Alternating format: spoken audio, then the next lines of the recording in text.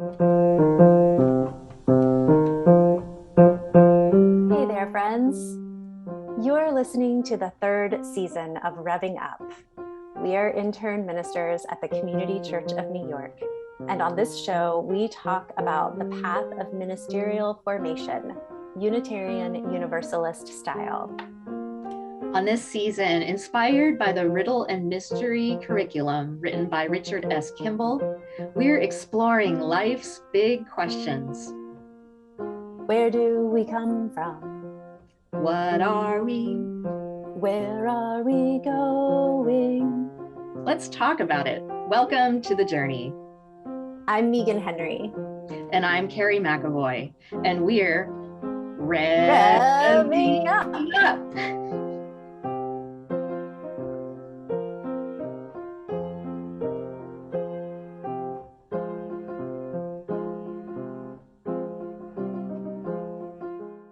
Hello there. Welcome to the first episode of season 3 of Rev'ing Up with Carrie and Meagan, intern ministers at Community Church of New York.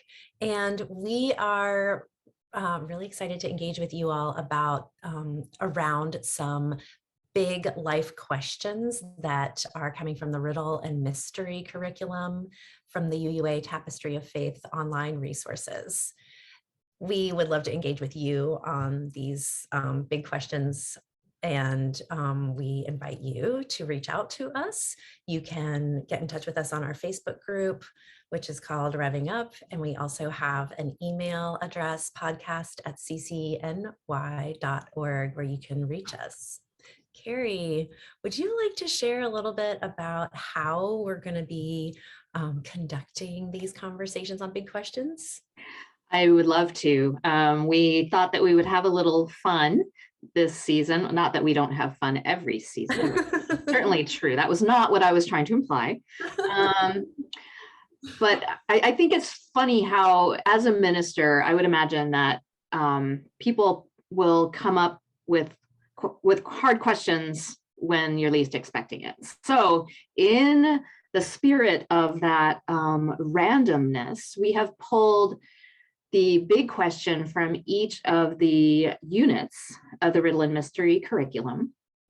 And our producer has used a random number generator to choose one of the questions each episode. So we don't know which one is going to be pulled because we would not know when someone is going to ask us whether God exists. So in just doing that ministerial thing, like, okay, I'm going to try to guide you to your own truth, which is probably what I would try to do. And also in light of that, we are going to first try to suss out how we might answer someone or guide someone when they might present one of these questions to us. And then we will end with how we would answer them ourselves. So thank you for being with us as we explore this new riddle and mystery territory. It's always a joy to have you listening and watching and engaging however you choose to do so. We're so excited that you're going to get to hear the voice of our producer, Amy. Yes. The producer voice will come in and tell us what our question that we'll be answering is each week, which is going to be super fun. Fun. I guess, Amy, are we ready? Are we going for it now? Yeah, we're super ready. Let's go. Okay, so I've got the random number generator up. Let me get a drum roll, please, if I can. Okay, amazing drum roll. All right, so our number generator gave us number 2. This is a good one. The question of today is, what are we? What are we? No pressure. No pressure. Okay.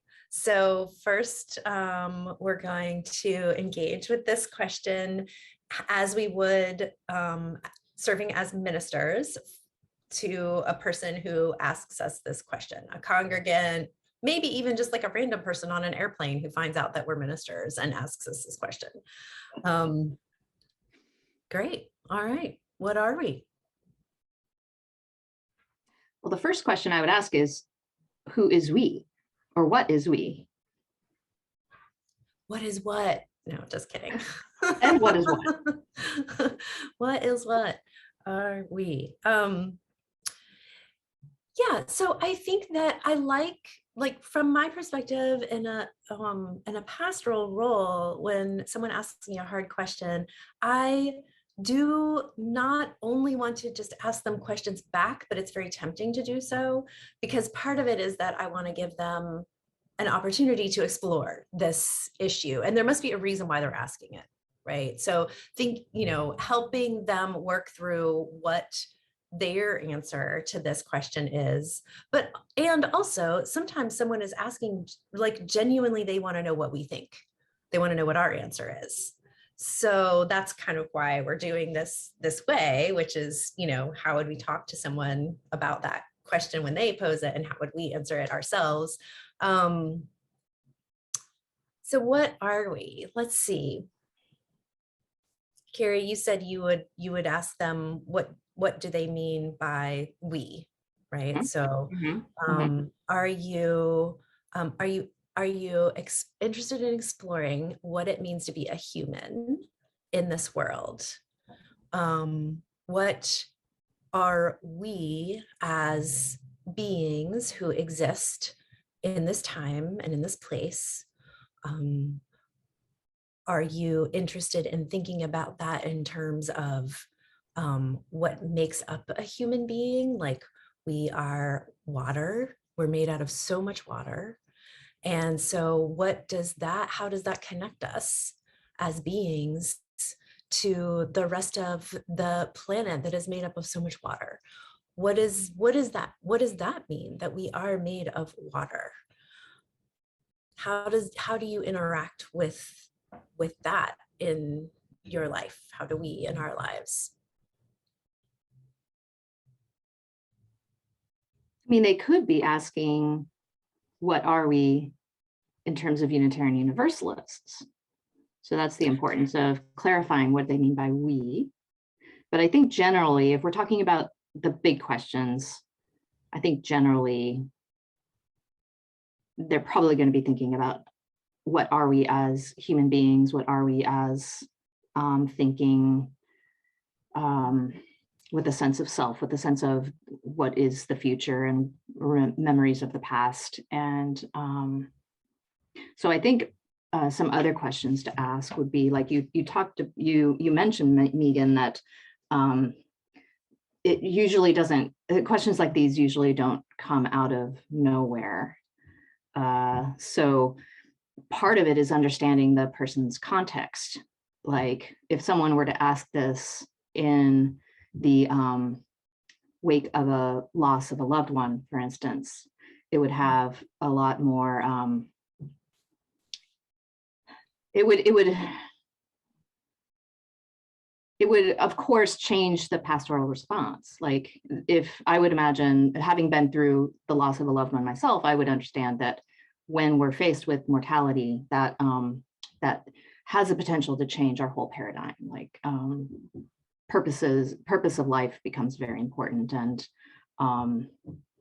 so understanding what we are as temporal, limited, ephemeral beings. Mm-hmm. Yeah, I really appreciate what you're saying about the minister's response to this question and other big questions.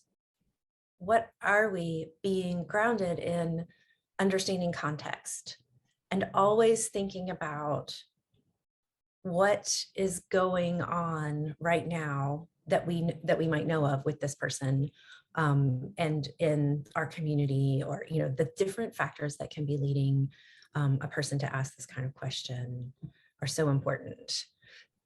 So I do think that I think for me, a big part of this is going to be asking the person where the question is coming from, if I don't know, Mhm. if I don't already know. Yeah. Why do So you ask? yeah. Like, that's a I love this question. It's a huge question. I'm so curious to know why this question is coming up for you right now. And then going from there. Well, this question is, I'm asking you what are we? Because, I'm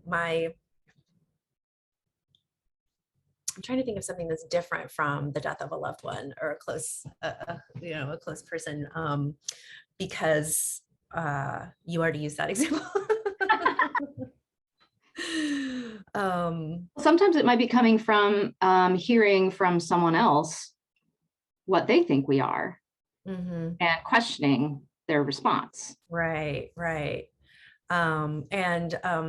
A really good question that Amy just posed, maybe they're trying to understand why people do bad things. What are we that we could do this to the planet or other people, etc. Yeah, I don't think I've ever got this question. What are we? I haven't either. Some of the other questions, like why do people do bad things, or things like that. But and another thing I've noticed about these questions is they're so interrelated. At least some of them are. Yeah.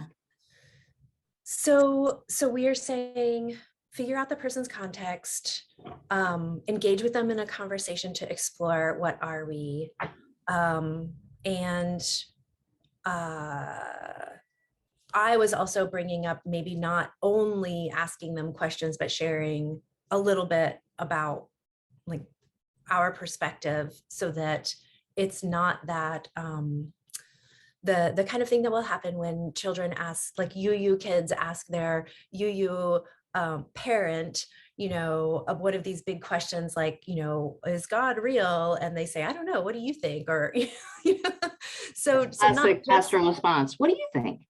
Right. Tell me more. Because sometimes someone is just really genuinely asking, like, what do I, Meagan, what do you, Carrie, what do you, Amy, like, what do you think about this? And so I'm going to, I guess, transition a little bit into talking about what I think about it and just see where we go from there. So I think my answer to this question evolves and changes, and it kind of does to like all of the questions. So you're going to hear me say that a lot, because I truly do believe we are lifelong learners, and that just because we believe and think one thing one way one time doesn't mean that we have to always believe and think that way forevermore. So right now I'm really feeling like we are children of the universe. And I say that in a very kind of like recognizing that might sound a little bit hokey, but also in that we know that we are made up of stardust. We know that we are made up of water. We know that we are made up of all of these incredible natural ingredients that have come together, and there's a spark that has happened to create this human being, and that we are, it's like, for me, I think we are more than the sum of our parts. It's just, that saying of like, oh, it's, greater than the sum of the parts. I think we are all of those parts, and there is something greater. And I don't know that I can define and articulate exactly what that something greater is, but me, who I am, Meagan, my Meaganness, is something that is not just my DNA. So yeah, I think there is something for me that is, I haven't quite figured out how to articulate. And I do know that at one point in time, I didn't really feel like there was anything special, just that it was like all chance and randomness, and that that I am who I am, that we are human beings, that we evolved out of the water and climbed up through the mud and got standing up and ended up having these incredible computers in our skulls called brains. So I think that I've moved more and more towards this understanding for me that there is something bigger going on that leads into the spiritual realm of that I have a soul, that I am a spiritual being with spirit, and that maybe I don't have the words always to describe it, but I know that I feel it. And that's something that I have come to recognize and understand that I'm willing to feel and to be in that feeling space, because that's something really super special. And I don't want to deny that that's there. Thanks for sharing that, Meagan. That's it's all of these questions. They're really hard to answer, and I'm glad that you lifted up that answers change over time. I think that's one of the really amazing things about being human is I am able to change, absorb new information, make sense of new experiences that affect the way I see my life and my place in the universe. And I think we have a lot of commonalities in how we would answer this question, and that I'm really the mystery to me is the connections that we all have with each other, and everything on the planet, and really everything in the universe. Like, we're just these bags of atoms and subatomic molecules that are constantly flowing between everything around us. And the atoms change over time. My brain wants to say that there's something static in my Carrie-ness, but there isn't. And so there's something really amazing about that. And there's something, I love that permeability, that between not just what I can see, but what I can't see or directly experience, at least right now. And I don't see myself, I guess the interesting exercise for me is to try to figure out how I being human is different than I being a mammal, or I being an ambulatory organism on this planet we call Earth. And so I have this concept of Carrie-ness, and this is kind of something that I carry through my life, no pun intended. But how I differ is I have, we as humans have great agency. We have the capacity to drastically change our surroundings, to good and to ill. And what we do as humans affects a lot of other beings and organisms on this planet. So there's this agency I have as a human to do what I would call good and do what I would call bad, and pretty much really we'll talk about that maybe if Amy, our producer, pulls that question of what is good and what is evil, or why do people do bad things. I forget what the question is, but so there's this I have a moral system, what I call a moral system. I have what I call the ability to make decisions and consider certain alternatives based on the past and extrapolating that to the future. So I, as a human, feel like I have capacities beyond what I can think of in other mammalian ambulatory organisms on this planet. You can tell I was a science major. I love it. But and then there's just this ability to really sit with the mystery that is life and find such magic and power in that. So yeah, that's not much of a cohesive answer, but you know, I have the capacity to change things.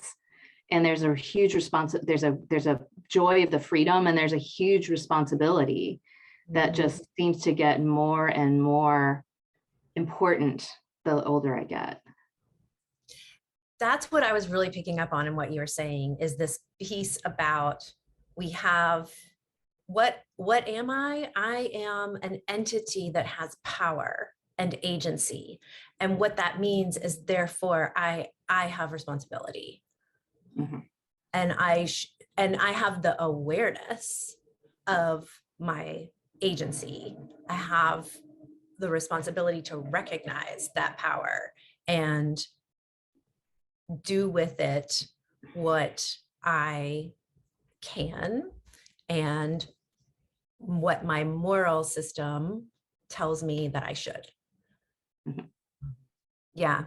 And it reminds me that I've heard this thing that we're the only, and I don't know if this is true, but that one of the things that distinguishes humans from other animals is that we know that we will die. So I don't know if that's really true, and I don't know how we would even know if that's true or not, that we're the only animal that has that. Because one of the things that we are, I believe, is limited. We're limited in our understanding, we're limited in our knowledge, we're limited in our ability to perceive beyond what we perceive. So recognizing that and knowing our limitations, I think, goes along really well with some of the things that we've been talking about around, being, made up of the elements of the universe and the earth, and having an understanding and awareness of our power and agency, and therefore a responsibility to do something with that. And I think we both agree something good with that. So then knowing that we will also die and knowing that we are limited all comes together to create this, what we are. It's really cool. It is really cool. It is really cool. Well, this is a great start to, I think, our riddle and mystery, exploring the big questions of life and being human. I feel like these conversations are going to be such great ways to be kind of, like the rest of my day is going to be like so different now that we had this conversation. So I Yeah. really, really, really appreciate it. I'm so glad we're doing this. I think I hope that those folks out there listening and watching who are engaging with this will also feel that way, that, there's something different about your day that's going to come about because of having engaged with, these kinds of topics. And we really look forward to hearing your ruminations on these topics and your thoughts about, if you are a minister in formation or you are a minister and you're thinking about how you will engage with people around these questions when they come up. We'd love to hear what you have to say about that. We're just in formation, we're learning, we don't have all the answers to any of all of the questions, and really look forward to engaging in these topics with you. And if you're not a minister in formation or minister, and you are a lay person, as they say, and you are interested in engaging with these topics with us, we are super open to that and would love to hear what you have to say and what you think. So please join our community on Facebook, and also you can email us at podcast@ccny.org. We're so glad you're here engaging with us, listening, watching. Thanks for being part of this community. See you soon. Bye.